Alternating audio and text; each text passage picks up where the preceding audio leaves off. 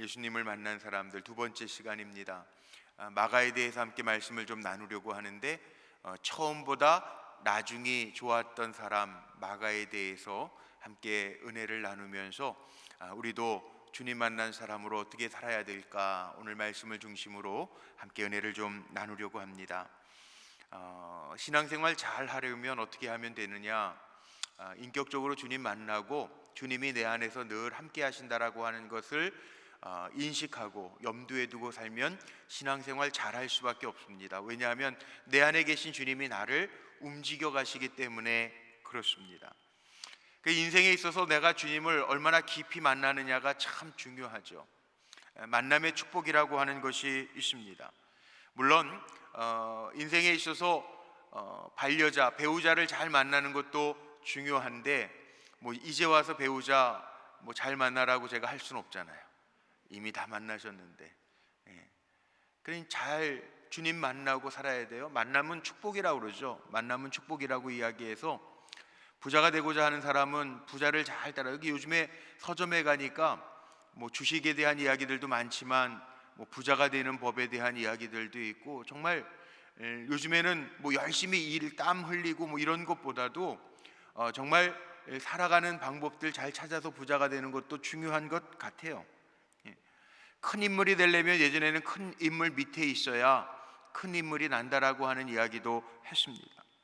어떤 사람을 만나느냐에 따라서 인생이 바뀔 수 있다는 거예요. 저는 이민 목회를 한 10년을 하다가 들어왔잖아요. 근데 그런 말도 있어요. 이민 목회하면서 참 많이 했던 일 중에 하나가 뭐냐면, 누가 한국에서 이민을 온다 그러면 연락해 주시잖아요. 우리 불꽃교회에서도 누가 오신다 그러면 우리 집사님들 몇 가정이 왔었죠. 이민 온 분들도 있어요. 그 미리 연락이 오잖아요. 그럼 공항 픽업부터 나갑니다. 도착하는 픽업. 그런데 이민 사회에 무슨 말이 있냐면요, 이민 오시는 분들 공항에 떨어졌을 때 누가 픽업 나오느냐에 따라서 자기 직업이 결정난대요. 정말 그런 것 같아요. 샌드위치 숍 하는 사람이 마중 나가면 샌드위치 샵하고, 정말 그래요. 컨비니언스라는 거 있죠. 여기 우리 CU 같은 컨비니언스, LG25C 이런 거 같은 거 하시면 그분 따라서 또 그렇게 해요. 참 이상하더라고요, 정말. 우리 불꽃교회 예전에 교회 전수홍 집사님 계신데 그분 부동산 하잖아요. 그분이 그러시더라고요. 그분도 누구 온다고 해서 마중 나가가지고 결국 자기가 마중 나간 사람은 자기가 이렇게 얘기해줘가지고 부동산 하면서 하는 분도 계시고. 가만히 생각해 보니까 저는 목사였는데 제가 나가서 마중한 사람들은 목사 돼야 되는데 잘 모르겠어요. 누구를 만나느냐에 따라서 인생이 바뀐다라고 하는 이야기를 많이 해요. 인간관계가 참 중요하고요. 어떤 사람하고 관계를 맺으면서 지내느냐에 따라서 그 사람의 삶의 모습도 닮아갈 수밖에 없고, 그만큼 살아가면서 인간관계라고 하는 것이 참 중요한 것 같아요. 지금부터 한 85년 전에요, 미국의 그 하버드생 2학년, 대학교 2학년생들을 중심으로 해서 실질적으로 268명, 엄청난 숫자죠. 그 사람들이 누구를 만나서 어떻게 살았느냐를 연구한 사람이 있더라고요. 72년 동안 인생의 사례 연구를 했는데, 잘 사는 삶에는 일정한 공식이 있지 않을까라고 하는 생각을 가지고 정말 하버드, 똑똑한 사람들이죠. 하버드대 2학년 남자들 268명을 대상으로 연구를 했어요. 하버드 의대 정신과 교수였던 조지 베일런트라고 하는 사람이요, 삶에 있어서 인간관계가 얼마나 중요한가를 한번 좀 보려고 연구를 했는데, 그분이 얻은 결론이 이겁니다. 정말 삶 속에서 가장 중요한 게 인간관계였고, 그 72년 동안 따라다니면서 연구해 보니 그랬고요. 또 행복이라고 하는 것은 결국 남는 게 결국 뭐냐면 사랑이 남는다라고 하는 결론을 지었다는 거예요. 근데 그 연구하는 과정 속에서요, 보통 한 47 정도, 47, 8 정도 무렵까지 형성되어져 있는 인간관계가 결국은 그 이후의 생애 끝까지 결정하는 가장 중요한 변수가 된다는 거예요. 그러니까 뭐 사람들이 살아가면서 아는 지식이나 아니면 지위, 직위, 계급, 그게 중요한 것이 아니라 인간관계가 참 중요하다라고 하는 이야기를 하고, 65세 이상 넘었을 때에는 65세 이상 넘어서도 원만하게 잘 살아가는 사람들을 보면 이전에 형제, 자매, 친구들과의 관계들이 좋은 사람들, 원만한 사람들이 잘 살더라는 거예요. 인간관계에 대한 얘기들은 너무나도 많습니다. 미국의 유명한 대학 콜롬비아 대학의 그 MBA 과정을 마친 유수한 CEO들을 또 연구를 해보니까 그들에게 가서 설문조사를 했다는 거예요. 가장 중요한 게 뭔 거 같냐고 물어봤더니 응답자의 85%가 원만한 인간관계 및 다른 사람하고 잘 소통, 공감하는 능력을 가진 사람들이 성공하더라라고 하는 이야기입니다. 자, 그러니까 우리가 살아가면서 우리 불국교회 성도님들도 요즘에 이렇게 코로나 때문에 만남도 참 쉽지 않죠. 만나는 것도 쉽지 않고 어디 누구랑 사람들 만나서 식사하면서 교제하는 것도 쉽지 않은 시간을 살아가지만, 사실 살아가면서 보면 우리가 답답한 게 뭐냐 하면 그냥 아는 사람들, 사랑하는 사람들, 이렇게 저렇게 교제 나누는 사람들하고 이 만남도 갖지 못하고 소통도 못한다라고 하는 게 참 힘들어요. 쉽지 않아요. 그런데 오늘 본문에도 보면요, 이 마가라고 하는, 마가 요한이라고 하는 사람이 등장을 하죠. 오늘 성경 본문에 보니까 마가, 바울, 바나바가 등장을 합니다. 마가는요 1차 전도 여행 때, 이 오늘 본문에도 나오지만 1차 전도 여행 때 전도 여행 하다가 포기한 사람이에요. 그래서 2차 전도 여행 떠날 때 오늘 본문의 내용에 나오잖아요. 마가라고 하는 사람 1차 전도 여행 때 실패했기 때문에 바울과 바나바가 우리가 다시 전도했던 곳 다시 한번 방문하자, 제 2차 전도 여행을 떠날 때 마가를 데리고 갈 것인가 말 것인가에 대해서 바울과 바나바가 심히 다퉜다라고 하는 본문이 오늘 본문에 나옵니다. 그런데 이 마가라고 하는 사람이 1차 전도 여행 때에는 실패를 했지만 그 이후에 바나바가 구브로 섬으로 가서 복음을 전하면서 이 마가 때문에 그 섬이 다 복음화가 되어지는 놀라운 역사들이 나타났다는 거예요. 귀하게 쓰임받은 인물로 나중에 성경들을 보면, 제가 이따가 한번 찾아봐 드릴게요. 보면 꼭 필요한 사람이 되었다는 거죠.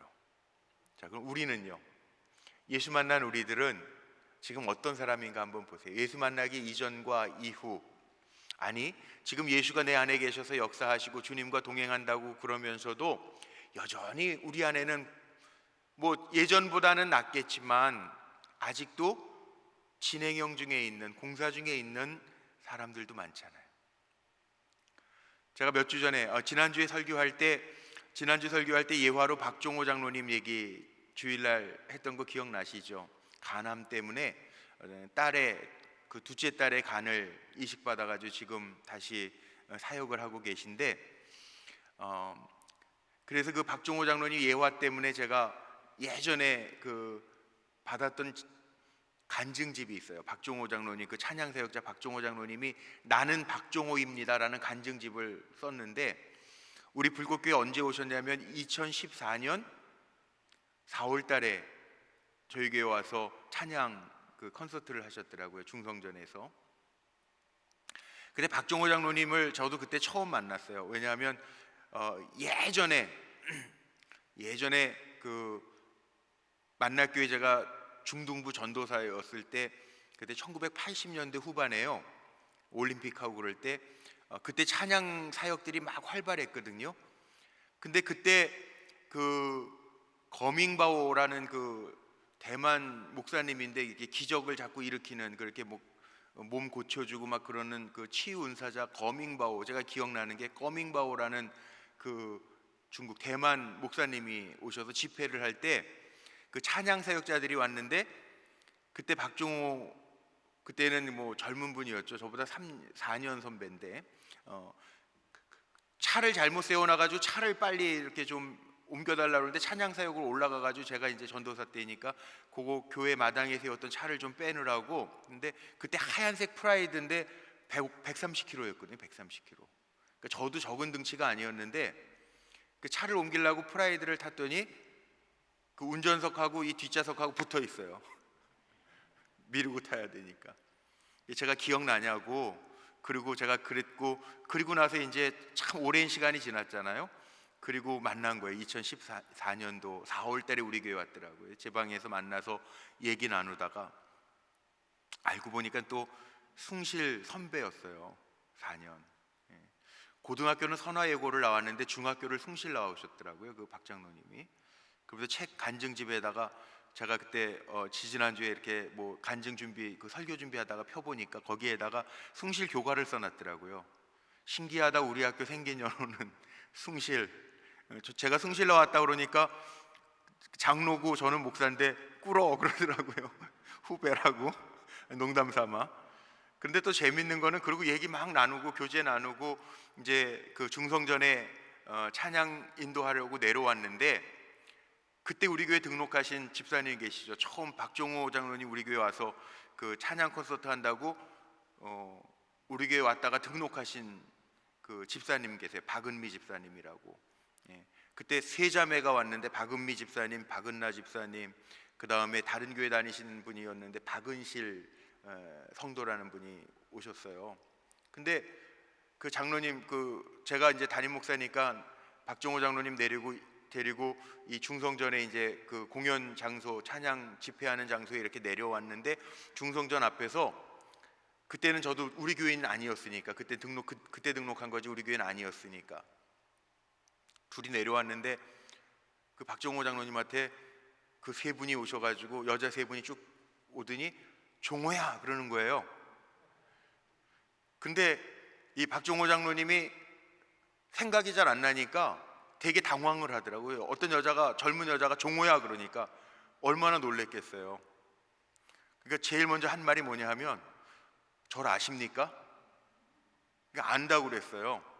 그랬더니 뭐라고 또 그 다음 얘기를 했냐면, 그럼 제가 혹시 잘 몰라서 그러는데 예수 믿기 전에 알던 분입니까? 예수 믿은 후에 알던 분입니까? 너무 제가 옆에서 보면서 웃겨가지고 막 그래, 나야 나가 누군지 도무지 모르겠대요. 선화예고 2학년 몇 반 누구야? 그러니까 아, 걔가 너니? 그러더라고요. 하여튼 그 박종호 장로님도요, 그렇게 얘기하잖아요. 예수 만나기 전과 후가 다른 거예요. 간증집에도 보니까 그렇게 나와 있더라고요. 그 세문안 교회에서 그 찬양대 성가대 하면서 솔리스트 하고 그랬대요. 근데 정말 예수 믿기 전에, 그 자기가 서울대학교 성악과 다닐 때 그 솔리스트 하면 뭐 장학금도 주고 뭐 수고비도 주고, 그러니까 그 와서 찬양 부르고, 그리고 끝나면은 또 성악하는 친구들 몰려다니면서 술 먹고 막 그렇게 살았잖아요. 예수 믿기 전에는. 그러나 예수 믿은 후에는요 완전히 달라져서, 제가 그래서 새롭게 하소서의 간증을 보니까 그 간증에도 나오고, 또 그 이후에 제가 그 나는 박종호입니다라고 하는 간증집을 보니까 거기에도 나오더라고요. 미국에 유학 가서도 뇌출혈로 한번 쓰러졌었잖아요. 그때 찬양 집회 때 간증했던 것처럼 죽을 위기 있었잖아요. 그러면서 하나님 완전히 만나고 나서는 완전히 달라진 거예요.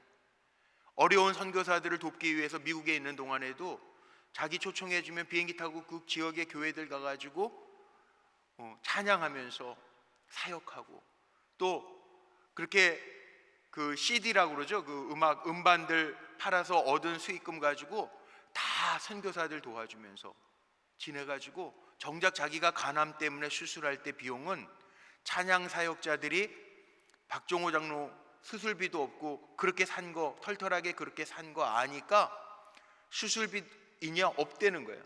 그래가지고 찬양 집회를 열어가지고 한 3천만 원 모금을 해서 그 수술비를 냈다라고 하는, 새롭게 하소서에 그게 나오더라고요. 자, 뭘 얘기를 제가 하려고 하냐면, 장로가 된 분도 예수 진짜로 믿기 전과 예수 만난 다음이 달랐다는 거죠. 우리도 마찬가지예요.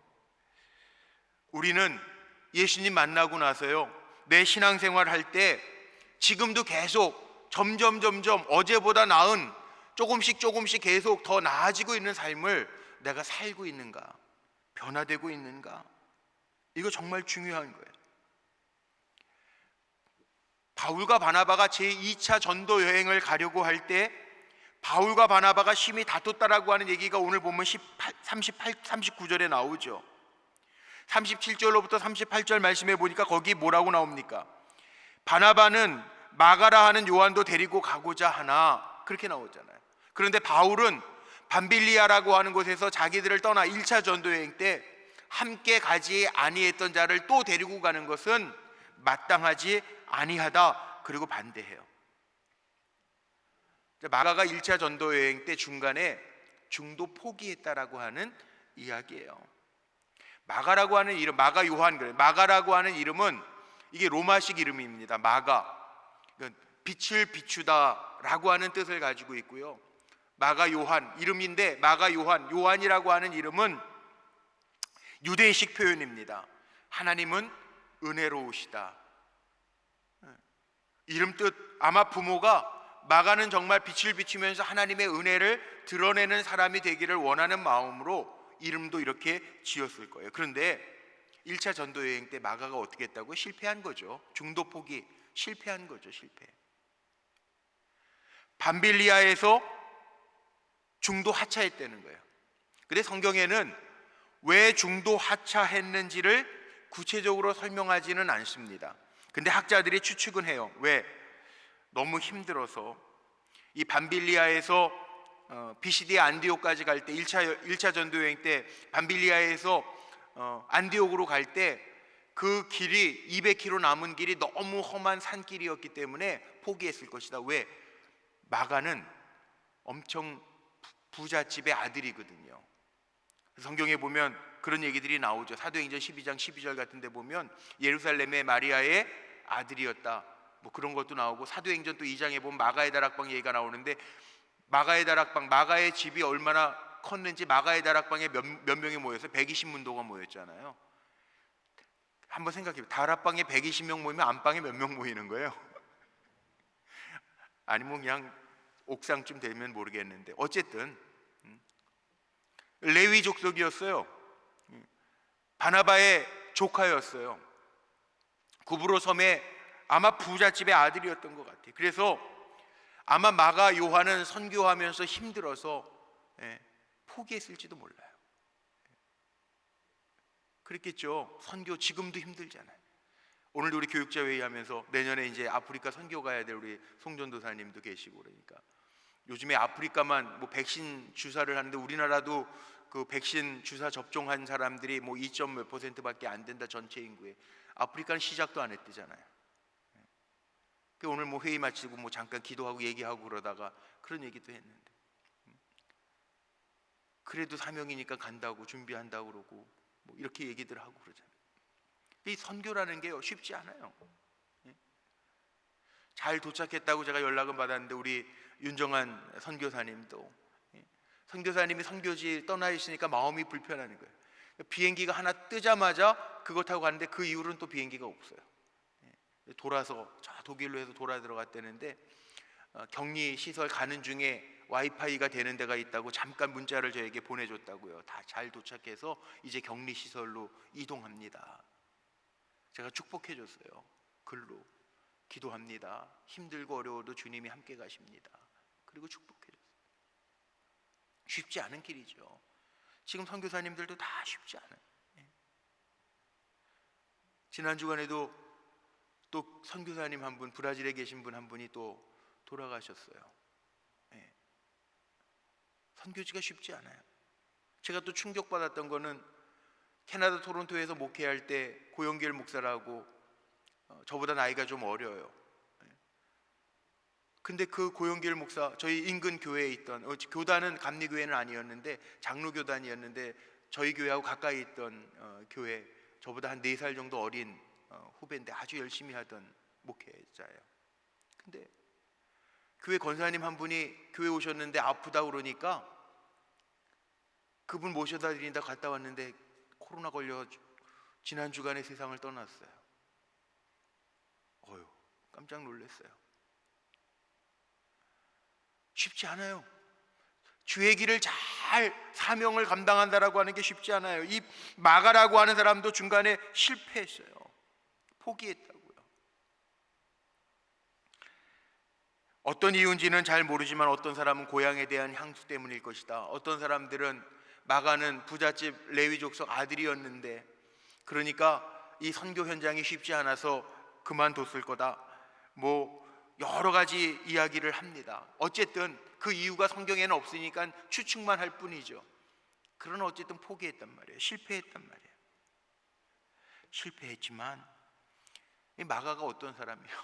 마가가요, 마가복음에도 보면 자기 이야기도 나오죠. 마가복음 14장에 보면 예수님이 체포되는 자리에서 저 사람도 예수 따르던 사람이라니까 겉옷 벗어 던지고 도망갔던 마가, 겁도 많은 사람이었는지 몰라요. 그런데 만약 이렇게 실패로만 끝났다면 예수 만난 처음보다 나중이 더 좋은 마가라고 하는 제목으로 제가 말씀 안 나눌 거예요. 그런데 그렇게 끝나지 않았어요. 재기해요. 다시 일어나요.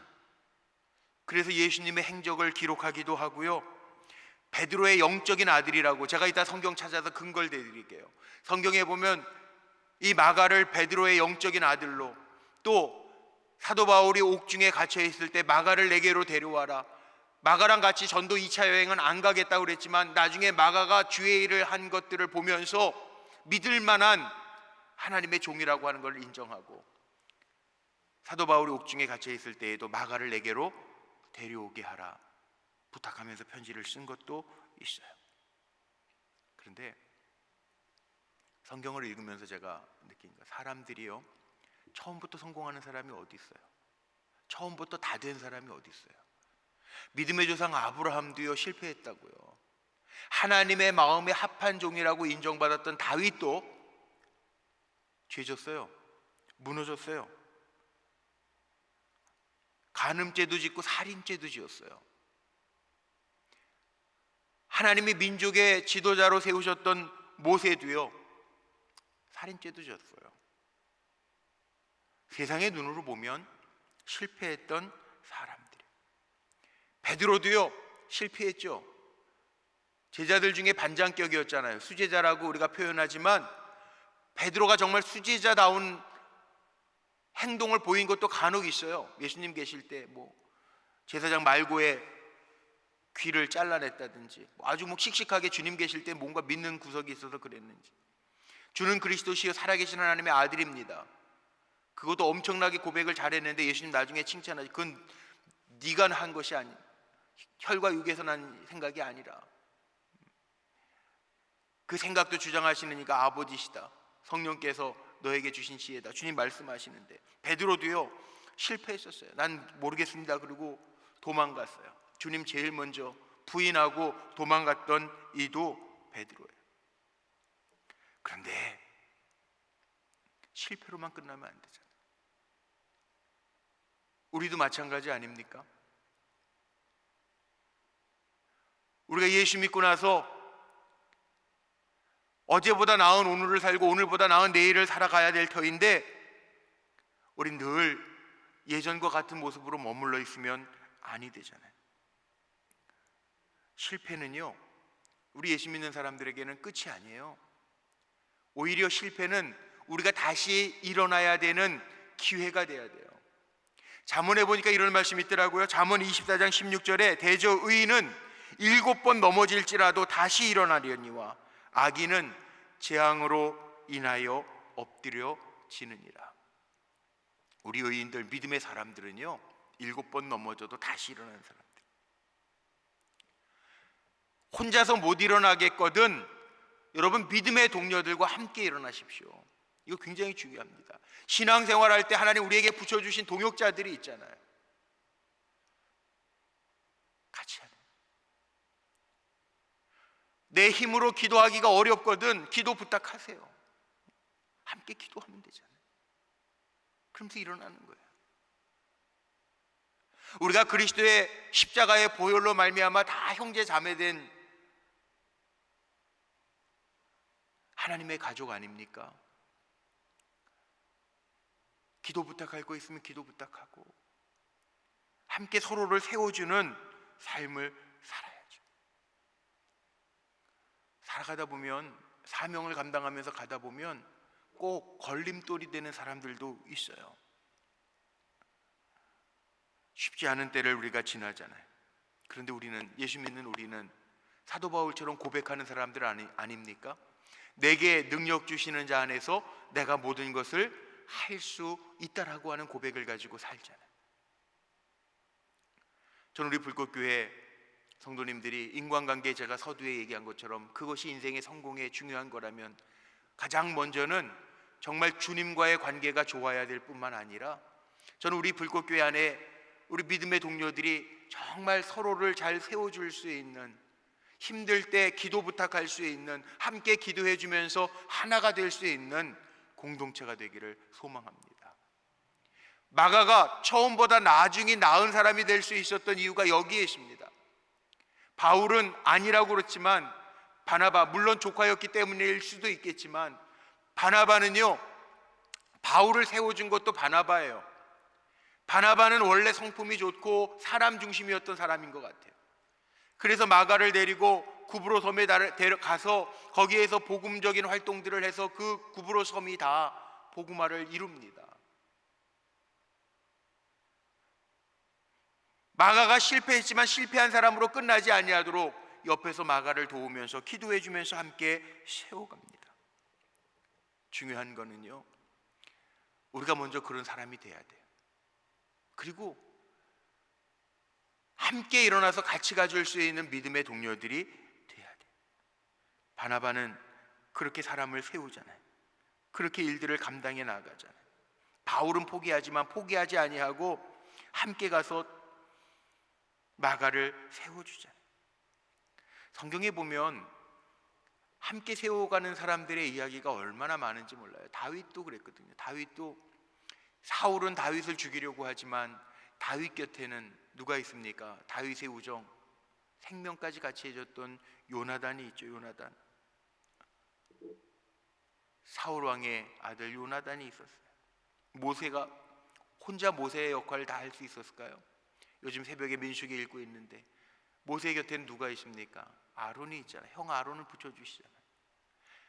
엘리야 선지자 바알에게 쫓기면서 죽을 것 같았지만 하나님 뭐라고 이야기하십니까? 남겨놓은 7,000명의 숨겨진 선지자들이 있잖아요. 바알에게 무릎 꿇지 아니한 7,000명의 선지자들이 엘리야에게는 있었다고. 그렇습니다. 우리도 마찬가지입니다. 예수 믿고 날마다 더 나은 내일을 살고 모레를 살고 더 나은 다음 해를 살고 살아야 되겠지만, 하나님 우리에게 붙여주신 믿음의 동료들과 함께 아름다운 관계들을 이루면서 나아갈 때 마가가 처음보다 나은, 나중에 더 좋은 사람이 됐었던 이유가 바로 이거예요. 그래서 마지막 세 번째는 제가 이렇게 이야기하고 싶어요. 우리는 예수님 만나서 신앙생활할 때 마침내는 끝은 유익한 존재로 평가받는 삶을 살아야 된다는 거죠. 선한 영향력, 쉽게 얘기하면 나로 말미암아, 선한 영향력, 나로 말미암아 교회가 더 힘을 얻고 있는가? 나로 말미암아 내 믿음의 동료들이 더 힘 얻어서 잘 일어나고 있는가? 마가 요한이 마침내 어떤 사람이 됐는지 성경 볼까요? 골로새서 4장 10절 이하의 말씀에 한번 제가 읽어봐 드릴게요. 나와 함께 갇힌 아리스다가와 바나바의 생실 마가와 이 마가에 대하여 너희가 명을 받았음에 그가 이르거든 영접하라. 유스도라 하는 예수도 너희에게 무난하니라. 그들은 할레파이나 이들만은 하나님 나라를 위하여 함께 역사하는 자들이니 이런 사람들이 나의 위로가 되었느니라. 마가가요, 사도 바울이 나중에 고백하면서 나의 위로가 됐다라고 고백하고 있어요. 마가, 사도 바울이 옥에 갇혀 있으면서도 그를 인정하고 그를 받아주는 거죠. 빌레몬서에서도 바울이 이렇게 표현합니다. 빌레몬서 1장 24절 말씀에 보니까 또한 나의 동역자 마가, 아리스다고, 데마, 누가가 문안하느니라. 나의 동역자라고 마가를 소개하고 있어요. 디모데후서 4장 11절 말씀에 보면요, 이런 말씀도 있습니다. 누가만 나와 함께 있느니라. 내가 올 때에 마가를 데리고 오라. 그가 나의 일에 유익하니라. 2차 전도 여행 갈 때에는 바나바하고 바울하고 의견이 달라서 충돌했단 말이에요.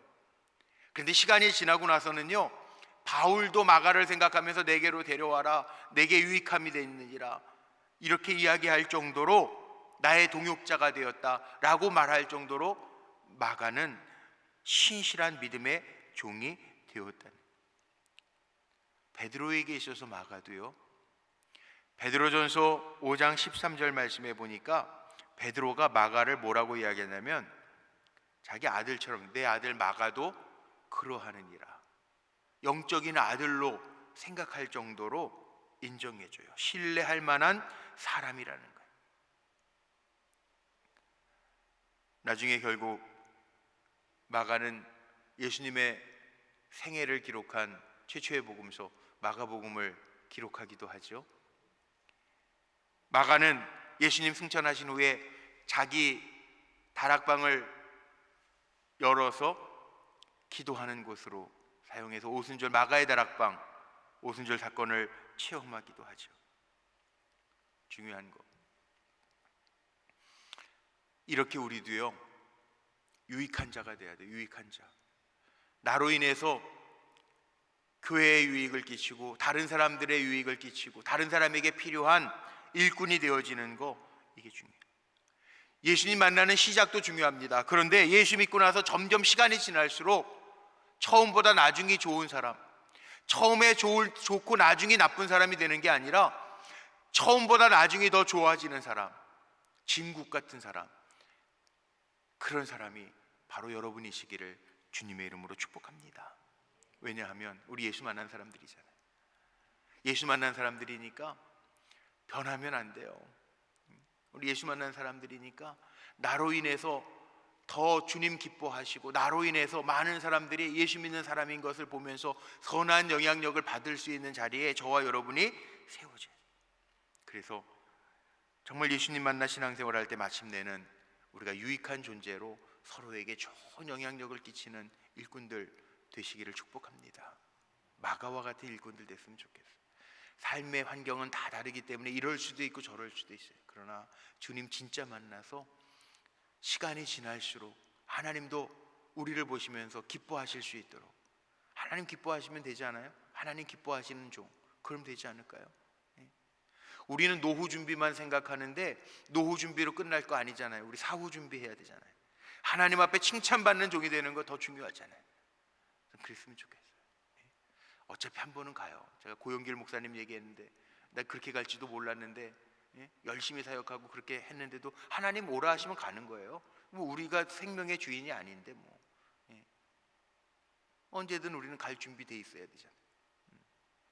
전도 폭발할 때 배우는 서론, 대화 서론 첫 번째 질문이잖아요. 오늘 밤 하나님 우리 부르시면 천국 갈 확신이 있습니까? 하나님 앞에 물론 천국은 다 가실 것 같아요. 제가 보니까 한 분도 천국 못 가실 분들은 이 자리에 없어요. 그런데 천국은 가더라도 하나님 앞에 갔을 때 하나님 앞에 칭찬받을 만한 준비가 돼 있습니까? 야, 너는 왜 내가 너에게 목사의 직임을 주고 기름 부어줬건만 너는 왜 그렇게 살았니? 그러면 안 되잖아요. 너는 장로로서 기름 부음 받았는데 너는 왜 그렇게 살았니? 넌 권사로서 내가 구별하여 기름 부었는데 너는 왜 그렇게 살았니? 그러면 안 되잖아요. 내가 예수 믿을 때보다 예수 믿고 난 후가 더 좋아지는 사람. 그래서 저는 그랬으면 좋겠어요. 사도행전의 7장에 보면 스데반이 순교할 때 하늘 문이 열려지는 것을 스데반이 보고요, 주님이 벌떡 일어나서 맞이하시. 주님이 벌떡 일어나서 맞이할 만한 삶을 살아야 되지 않겠어요? 저는 예수 믿을 때보다 예수 믿은 이후 시간이 지날수록 더 존귀해지는 성도로서 우리 성도님들이 다 세워지시기를 주님의 이름으로 축복합니다. 우리 찬송하고 기도할까요? 315장, 우리 찬송가 315장.